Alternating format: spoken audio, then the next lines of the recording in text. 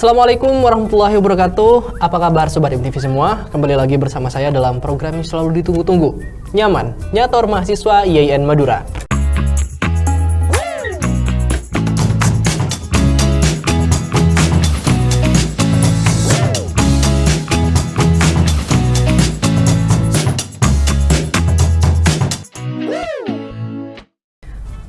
Oke, tapi sebelum itu kita kenalan terlebih dahulu. Saya Ahmad Sehan selaku presenter kali ini. Dan kali ini kita kedatangan salah satu narasumber, dia dari mahasiswa dan juga dapat menjadi inspirasi buat teman-teman yang pengen aktif di perkuliahan seperti itu.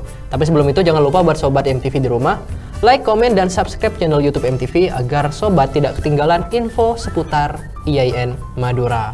Oke, dan kali ini kita langsung kenalan sama narasumber kita kali ini. Selamat siang Mas Masti. Selamat siang.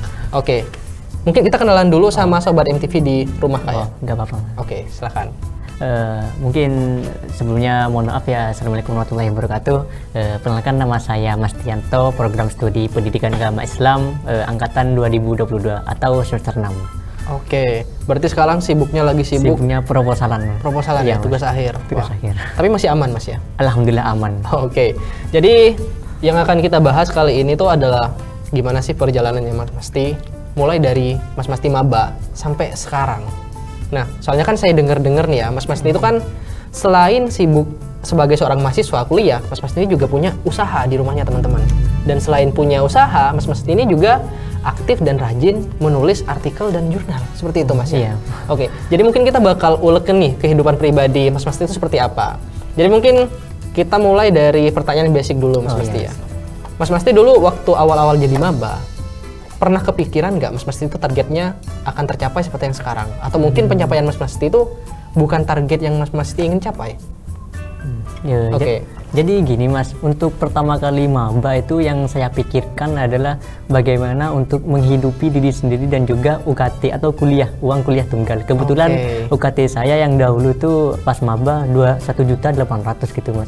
Wah, uang 1.800.000 itu sangat tinggi menurut saya pribadi gitu Mas. Lalu saya berinisiatif untuk mencari beasiswa yang ada di IAIN Madura gitu Mas ya. Dan alhamdulillah dapat KIPK gitu Mas. KIPK. Ya. Oke, berarti untuk planning awal kuliah Mas Masti itu langsung punya target untuk dapat beasiswa seperti itu. Iya. Dan alhamdulillah ternyata, diterima. Nah, selain itu Mas Masti, selama Mas Masti kuliah ini, pastinya kan Mas Masti pernah pengen ngerasain hal-hal yang anak muda sekarang itu alamin. Kayak mungkin kuliah ya pengen main ini itu. Mas Masti lakuin itu nggak? Alhamdulillah masih belum ada kepikiran Mas. Karena gini Mas, kalau kita berpikiran seperti itu, bahwasanya kuliah itu hanya sebagai ajang untuk berinovasi dalam dirinya sendiri, yaitu dalam artian maksudnya bergaya bebas gitu Mas. Bukan seperti itu. Kalau kita sebagai seorang mahasiswa, kuliah itu adalah privilege kita. Bagaimana cara kita untuk memperoleh ilmu pengetahuan dan pengalaman gitu Mas. Berarti nongkrong gitu nggak pernah Mas? Jarang, nggak pernah sama sekali Mas. Sampai detik ini nggak pernah. Ya mungkin karena itu bukan yang Mas Masti perlukan ya. Mas, betul. Ya buat teman-teman ya nongkrong tuh bukan hal yang nggak baik. Iya kan? Ya, betul sekali. Ya, jadi kalau saya lihat dari track recordnya Mas Masti itu kan sudah nerbitin beberapa jurnal. Alhamdulillah. Selain nerbitin beberapa jurnal, Mas Masti juga aktif di berbagai organisasi. Ya, betul. Nah, yang saya jadi penasaran itu Kak, gimana sih caranya Mas Masti buat ngebagi waktu sefleksibel itu gitu, buat sekian banyak kegiatan? Karena jujur saya sendiri aja organisasi ikut tidak sebanyak itu, mungkin hanya 1-2, dan saya sudah ngerasa sesibuk itu sama perkuliahan. Jadi mungkin bisa kasih tahu dong tipsnya cara kita ngebagi waktu itu seperti apa? Jadi gini, sebelum saya masuk organisasi pertama saya yaitu dari prodi sendiri gitu Mas. Jadi untuk memanage waktu antara nulis dan organisasi, saya memanfaatkan teknologi yang ada di dekat saya, yaitu salah satunya handphone gitu Mas. Jadi dalam menulis itu saya biasanya ngetiknya dalam handphone gitu, cari referensi juga dalam handphone gitu Mas. Untuk organisasi, kalau tidak langsung secara online ataupun offline, ya bisa jadi kalau organisasi itu kan ada dukungan tersendiri ataupun dari teman-teman yang lain gitu Mas. Jadi kalau secara langsung saja, kalau nulis itu biasanya saya kebanyakan dari HP gitu Mas. Nulisnya dari HP dulu. Setelah itu ngeditnya baru ke laptop gitu Mas. Atau nyalin template atau gimana memperbaikinya gitu Mas. Itu salah satu menyita waktu bagi saya pribadi seperti itu Mas. Jadi saya punya pertanyaan nih Mas. Iya.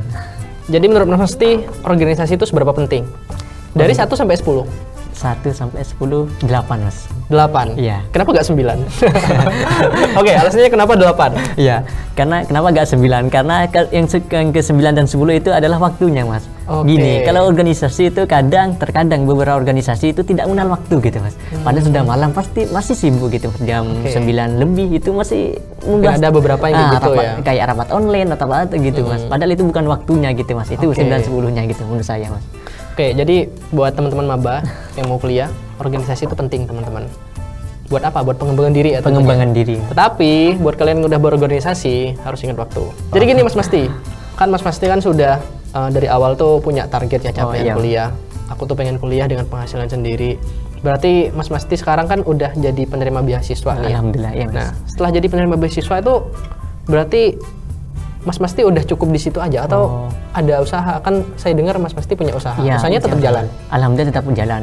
Jadi gini Mas, untuk usaha itu sudah saya geluti pada kelas 3 SMA gitu Mas. Oke. Sebelum masuk sudah punya usaha dan juga ada dorongan dari keluarga dan kakak gitu Mas.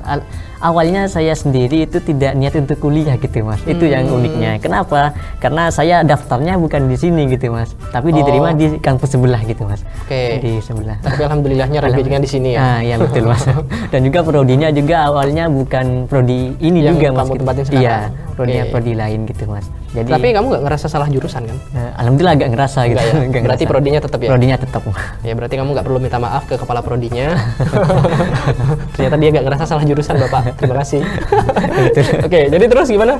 Terus untuk keberlanjutannya itu Mas, pas awal itu saya mengumpulkan biaya untuk usaha saya sendiri gitu, sekitaran 7 sampai 8 juta gitu. Oh berarti itu bukan usaha yang kamu nerusin dari orang tuamu nggak? Bukan, itu Tapi awal. emang kamu yang ngerintis? Iya ngerintis, Oke. berdua sama kakak juga bantu-bantu gitu Mas. Oke. Alhamdulillah sampai sekarang berjalan gitu Mas ya. Itu yang awalnya itu yang gantian jaga toko itu ada kakak saya yang berdua dan saya sendiri juga kadang. Oke. Dan semenjak kuliah semester 3 itu saya sendiri terus Mas, karena kakak dua ini sudah kerja semua gitu. punya kerjaan. Ya, kerjaan semua. Jadi Oh, saya tapi usaha yang Mas mesti jalanin tuh kalau misal Mas mesti lagi kuliah nih, iya. berarti tokonya tutup, usahanya tutup. Tutup. Nggak ada yang jaga. Oh, kalau misal jadwalnya Mas Masti di pagi nih ada jadwal kuliah, Iya. terus siang ada jadwal organisasi, berarti itu sehari bisa tutup? Sehari bisa tutup. Oke, Kadang sehari semalam bisa tutup gitu. Nggak Mas. takut pelanggannya kabur Mas? Kadang banyak yang nelpon gitu Mas. Oke, Mas kapan oke. kapan buka gitu. Oh berarti udah punya banyak customer teman-teman. Kalau dari apa yang udah Mas Masti jalanin, pernah nggak Mas Masti itu ngerasa, kan kalau saya lihat dari ceritanya Mas Masti ya, Mas Masti kuliah dapat beasiswa, selain dapat beasiswa punya usaha, selain punya usaha ternyata aktif nulis juga, banyak artikel yang terbit. Mas Masti pernah nggak sih merasa gagal di kehidupan kuliahnya? Atau nggak mungkin kalau misal aku bisa ngulang waktu nih ke semester 1, aku iya, bakal Mas. ngelakuin ini, aku bakal ngelakuin itu. Ada nggak perasaan-perasaan kayak gitu? Pernah ada Mas. Oke. Nih, pas pada saat ada mata kuliah gitu, kuliah salah satu mata kuliah, tidak saya sebutkan ya Mas mata kuliahnya, salah satu mata kuliah itu Mata saya, kuliah kuliner, oke, kuliner. iya itu mata kuliah salah satu tersebut itu saya lalai gitu Mas. Oke. Padahal mata kuliahnya itu tidak masuk kelas gitu Mas, tapi saya lalai karena mengapa? Mungkin ini adalah salah satu bentuk teman-teman itu tidak masuk kelas gitu, dan saya juga ikut juga Mas untuk tidak masuk kelas. Padahal satu kelas itu tidak masuk, tapi sayangnya mata kuliah itu dialihkan gitu Mas selama 1 semester itu, dialihkan ke ruang dosen tersebut gitu Mas. Jadi saya tidak hadir sama sekali ke ruang dosen tersebut, tapi alhamdulillah masih lulus gitu Mas di akhir. lulus. Iya, dikasih tahu bahwasanya saya itu nggak masuk ke ruang dosen tersebut untuk itu Mas. Oh, berarti mungkin menurut Samian hal yang kamu Iya, nyesel terlalu lalai di kelas Bapak itu Iya, ya. Jadi mungkin nanti setelah podcast ini selesai Mas Masti akan ngedatengin Bapak itu dan minta maaf. Iya, betul. Iya. Kalau ngerasa gagal Mas pernah? Ngerasa gagal? Gagal pernah sih kalau gagal. Oh, seorang Samian pernah ngerasa gagal? Gagal Oke, pernah. gagalnya di mana? Gagalnya kalau itu saat ditolak jurnal gitu. Artikel jurnal tuh saat ditolak Mas, artikelnya buruk ya Mas dulu gitu Mas. Berarti beda sekali dengan saya Samian Mas Masti ya. Gimana? Saya ngerasa gagal tuh kalau rank saya turun. Oh, Iya, jadi tapi aku tetap melihat cerminan aku sih di Mas Masti, sama-sama rajin ya. iya, Mas. Masalahnya tuh Mas Masti rajin buat nulis artikel, rajin organisasi, aku rajin main game. Ya, yang penting sama-sama rajin, oke. Jadi karena ketolak Mas Masti ya. Iya. Nah, habis ketolak tuh Mas Masti tuh langsung ngerasa down nggak?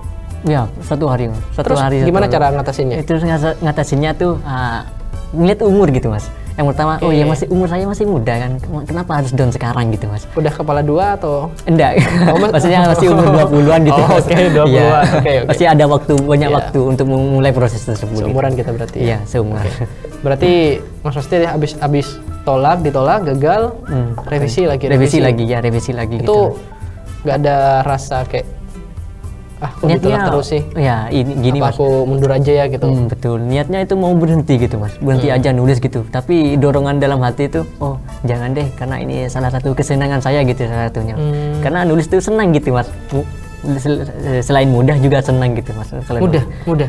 Alhamdulillah mudah kalau sudah disenangi itu mudah Mas. Apa yang sudah dilakukan? Setelah ini aku bakal jadiin dia mentor buat kepenulisan aja.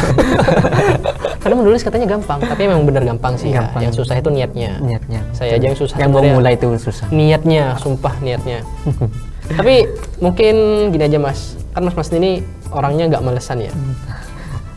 Ya nggak malesan sih dia orangnya teman-teman. Kalau dia malesan mungkin dia jadi teman mabarku. Oke. Jadi mungkin bisa kasih tips dan trik dong Mas. Tips dan trik. Buat mahasiswa-mahasiswa yang sering jenuh, kalau dia punya tugas banyak, kalau dia punya tanggungan banyak. Soalnya kan saya kuliah aja kalau misal 1 hari 3 matkul itu udah ngerasa jenuh, capek banget. Apalagi sampean kuliah, organisasi, dan juga masih ada kerjaan seperti itu. Jadi mungkin bisa kasih tips buat kita agar kita tetap semangat dan tetap maju seperti itu. Iya. Tips dan trik dan juga motivasi bagi saya ya Mas. Yang pertama, ada satu hal yang memang harus kita lakukan, yaitu jangan pernah takut untuk salah. Karena orang yang tidak pernah melakukan kesalahan adalah orang yang tidak pernah berbuat sesuatu gitu Mas. Lakukanlah sesuatu itu selagi positif gitu Mas. Karena itu adalah salah satu tujuan dan juga hasil yang akan kita capai Mas. Jadi lakukanlah apapun yang akan kita lakukan, selagi itu hal positif. Bahasanya dalam banget teman-teman ya. Kalau kalian nggak pernah salah bukan berarti kalian selalu benar. Tetapi kalian pernah nggak mencoba sesuatu sampai gagal? Seperti itu Mas ya? Iya, seperti itu Mas. Iya, jadi buat teman-teman jangan sampai takut gagal. Kalau kalian takut buat nulis, coba nulis, cari kalian takutnya di mana, seperti itu. Betul. Kalau kalian takut berorganisasi, cari alasan kalian takutnya di mana dengan ikut organisasi. Kalau kalian takut menulis, cari ketakutan kalian dengan kalian menulis. Kalau kalian takut ke saya, boleh kita kenalan. Oke. Jadi kita kan udah ngomongin masalah tips dan trik gitu, masalah atau enggak mungkin ada nggak sih goals yang pengen Mas Masti capai dari sekarang yang belum kesampaian selama Mas Masti kuliah? Goals yang belum tercapai sampai saat ini ada satu Mas.